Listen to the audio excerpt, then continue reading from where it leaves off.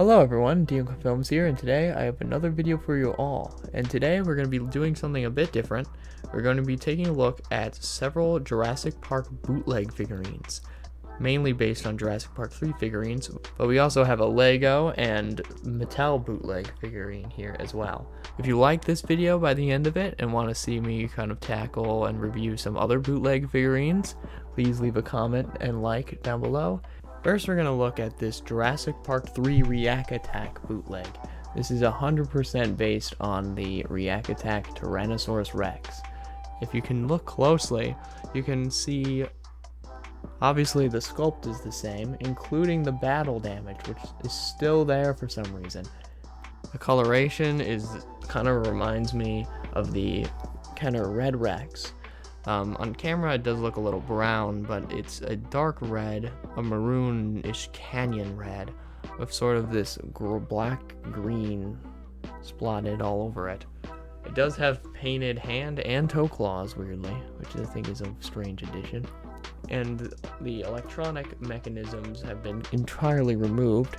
As you can see, there is typically a button here that is absolutely absent, and the chomping feature that's sort of prominent on this Rex is not here either, but replaced with a single piece of articulation, which I think is a nice touch. The arms are articulated, just like the original figure, and the legs are articulated, but we also have this random bit of tail articulation. Kind of reminds me of some Mattel figures, where some of the attack packs specifically, where they have just random tail swivels.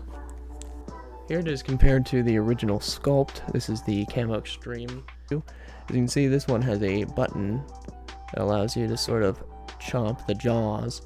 Well, this one simply has a piece of articulation, which I actually prefer. And of course, the damage that's so infamous on these fellas is very prominent on this T-Rex, and the button is still present. On this one, it is not, which is just so strange. Stranger yet, however, is the difference in the foot and leg sculpt. The feet on the bootleg actually look better, in my opinion. They look more dinosaur-like, while the ones on the original sculpt are a lot more blocky and cartoony. It's just a strange choice that they wanted to change the leg sculpt and foot sculpt. It doesn't necessarily make him any better at standing. I think they both will, From the same Indonesian company, we have this Spinosaurus, which is based on the React Attack Spinosaurus. When I say based, it's 100% that sculpt. The sculpt detail on the Spinosaurus is, of course, very nice. You can also see the screw holes where they sort of filled in the jaw articulation. The paint is pretty nice, actually. I kind of like this coloration. The sail is a little weird. I wish the red sort of extended. There's one screw hole visible on this one, as far as I can tell. Never mind, make that two. There's one hidden right here behind the leg. I do not have the exact sculpt to compare it to, but I do have the Aqua Attack Spinosaurus, where you can see a lot of the same sort of head sculpt details sort of present. I also found this at a thrift store. I can't tell if the feet are different as well on this one, but I wouldn't be shocked if they were. The last of these exact carbon copies of React Attack figures is the Triceratops. You can see the battle damage still present, the same sort of articulation that the others had, but I believe this is, which is normally part of the action feature, is now just a sort of ball-ish joint. It sort of swivels a little and can go up and down, which I actually like a lot, except obviously it leaves this little gash in the neck, so it's not exactly the greatest. And then the paint's kind of strange as well. It's green with orange. Very, very basic. All these bootlegs are primarily green for some reason. I didn't exactly go out of my way to do this, but I feel like a lot of these companies were just like, oh yes, dinosaur, lizardish, green lizard, and they called it a day. But the beak is, oh, that's weird, that's cursed.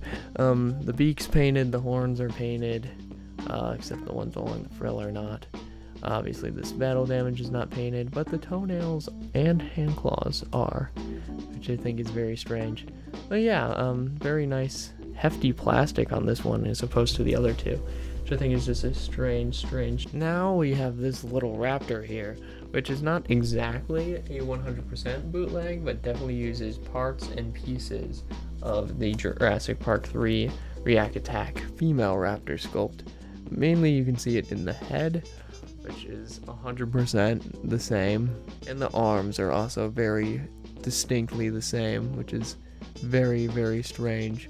Can't tell if the feet are the same. I think the feet are actually different again, and most of the other pieces are. Still has a green coloration, it's very different, but you can see that this one still has a sort of electronic feature, which is, I think, out of batteries, but what you would do is you'd pull down this left arm, and it you can kind of see here, the eyes light up, and it made a Jurassic Park Tyrannosaurus Rex sound. You'll have to believe me. I will see if I can find some footage of it, but it is very much just that, which I find very hilarious. But overall, this is just a very strange raptor, kind of creepy looking, especially with all the teeth exposed like that. I thought the original sculpt was creepy enough, but this one just takes it to another level. Out of Jurassic Park 3, we have this bootleg Lego Jurassic World Dilophosaurus.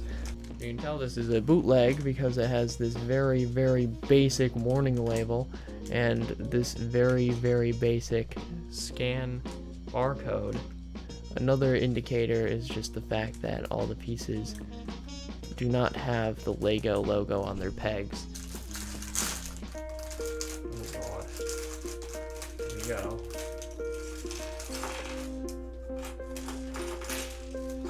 "20 minutes later." So I finally got this thing together. I kind of injured my hand in the process. Having shaky hands while trying to build this thing is a pain, but it is very just minimalist Lego Jurassic. The mouth isn't even painted on this fella, but he does have articulation, so I guess that's kind of cool.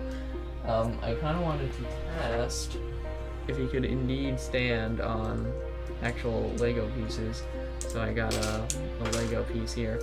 Let's see. This guy can stand on the piece for about 5 seconds before it immediately pops off.